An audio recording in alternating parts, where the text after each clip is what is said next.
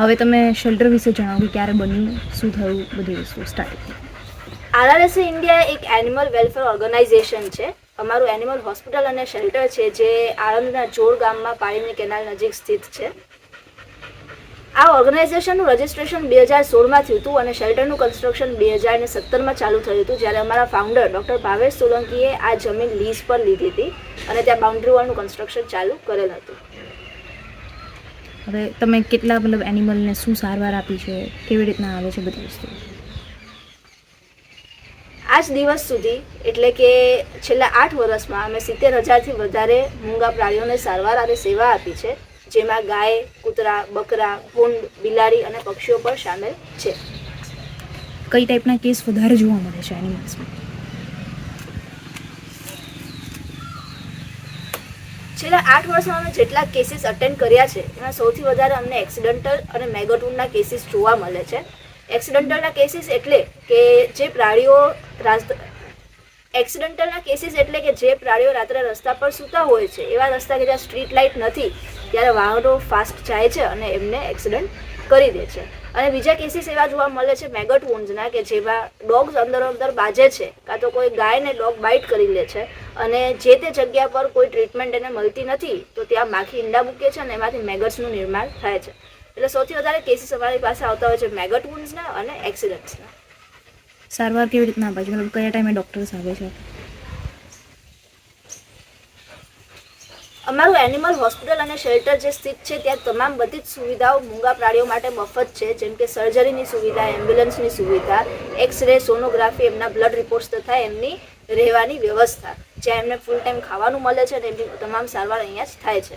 અમારો 18 જણનો સ્ટાફ છે, including veterinary doctors, assistant, nursing staff, management staff અને કેરટેકર્સ. કઈ એમાં યુનિક હોય એવું કઈ એવા કેસ હોય જે આપણે ના સાંભળીએ? અમારા મેઇન વર્ક એરિયાઝ એનિમલ વેલફેરમાં એવા છે કે એક તો રેસ્ક્યુ, કે જેમાં અમે હેલ્પલાઇન પર કોલ આવેલા કેસીસ અટેન્ડ કરીએ છીએ, તે પ્રાણીઓને સારવાર આપીએ. એના સિવાય બીજી અમે એક્ટિવિટીઝ કરીએ છીએ, જેમ કે રિફ્લેક્ટિવ કોલર ડ્રાઈવ, જેમાં છે રિફ્લેક્ટિવ કોલર અને એન્ટીરેબિસ વેક્સિનેશન ડ્રાઈવ, જેમાં રસ્તે રખડતા કૂતરાઓને અમે હડકવા વિરોધી રસી આપીએ છીએ, જેથી તે કૂતરાઓ પર હડકવાથી બચે છે અને જે કૂતરા કોઈ પણ માણસને કરડી જાય છે તો એ માણસ પર હડકવાથી બચી શકે છે.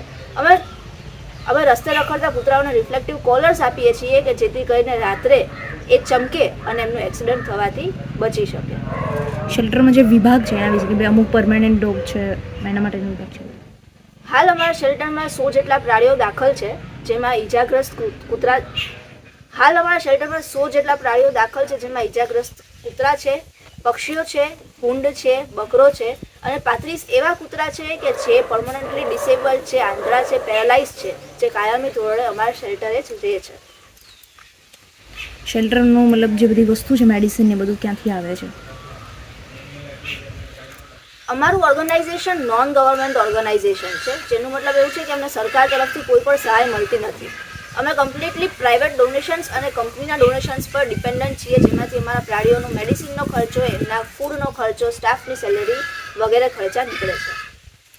ફેસિલિટીમાં જેમ કે કુલર વગેરે આપે છે, એ બધી વસ્તુ ઇન્ક્લુડ કરવી? અમે એવું માનીએ છીએ કે અમારા પ્રાણીઓને બેઝિક સુવિધાઓથી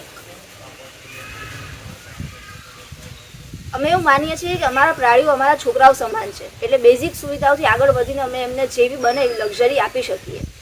એ જ હેતુથી અમે ઉનાળામાં કુલર્સની વ્યવસ્થા, શિયાળામાં હીટર્સની વ્યવસ્થા, બેડ્સની વ્યવસ્થા કરતા હોઈએ છીએ. ફૂડમાં શું આપો છો? અમારું ફીડિંગ સવાર અને સાંજ અહીંયા થતું હોય છે. બધા પ્રાણીઓનું ખાવાનું ખોરાક અહીંયા જ બને છે. અમારી પાસે એક મેન્યુ છે જે અમે ડિઝાઇન કર્યું છે specially according to the needs of animals, જે હેતુથી એમને ન્યુટ્રિશનલ ડાયટ મળી રહે. અમારા મેન્યુમાં બેઝિકલી રોટલા છે, મિલેટનો સમાવેશ છે અને એના સિવાય બેઝિક સ્ટેપલ ફૂડમાં અમે રાઈસ આપીએ છીએ.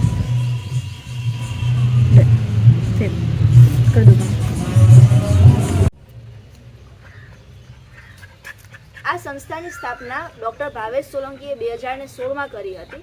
તેમને નાનપણથી જ એક સોફ્ટ કોર્નર હતું એનિમલ્સ માટે. તેઓ પોતે એક ઇન્ડિવિજ્યુઅલ રેસ્ક્યુઅર હતા. બાઇક લઈને કોઈ બી પ્રાણીને વાગ્યું હોય એની સારવાર કરવા જતા, એમને ખવડાવવા જતા.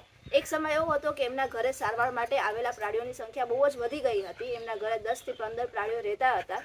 ભાડાના ઘરમાં રહેવા હોવાથી આજુબાજુવાળા પાડોશીઓએ અવાજ ઉઠાવ્યો અને પછી એમને એવું લાગ્યું કે આણંદમાં આવી કંઈક જગ્યાનું નિર્માણ કરવો જોઈએ કે જ્યાં ઈજાગ્રસ્ત પ્રાણીઓને બધી જ સુવિધાઓ એક સ્થળે મળી રહે.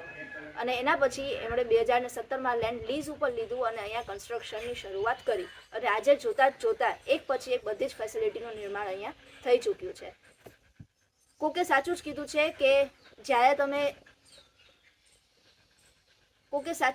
કે અગર તમારી ઈચ્છા દ્રઢ છે, તોતલું કેમ બોલું છું,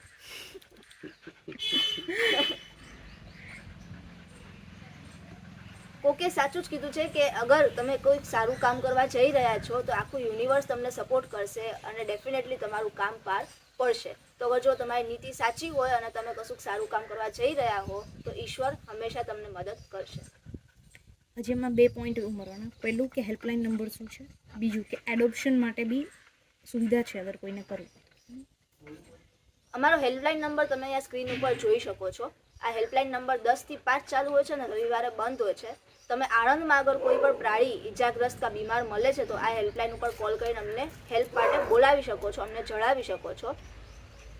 અમારા શેલ્ટર હોમમાં અત્યારે 30 થી વધારે એવા ડોગ્સ છે કે જે હેલ્ધી છે અને અડોપ્શન માટે છે. એમના પિક્ચર્સ તમે અહીંયા સ્ક્રીન ઉપર જોઈ શકશો. તો અગર તમને ઈચ્છા હોય કોઈ પણ ડોગને અડોપ્ટ કરવાની તો હું તમને વિનંતી કરીશ કે તમે અહીંયા શેલ્ટર હાઉસ આવો, એમની મુલાકાત લો અને એને એડોપ્ટ કરો.